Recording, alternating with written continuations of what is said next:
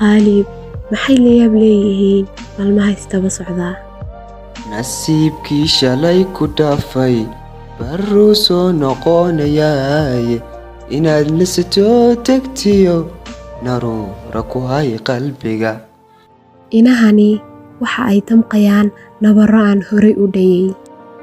iga raalli ahow Nimco, gadaasha intaa ayaa wehel ii ah, adigase ma ogi inaad wehel heshay.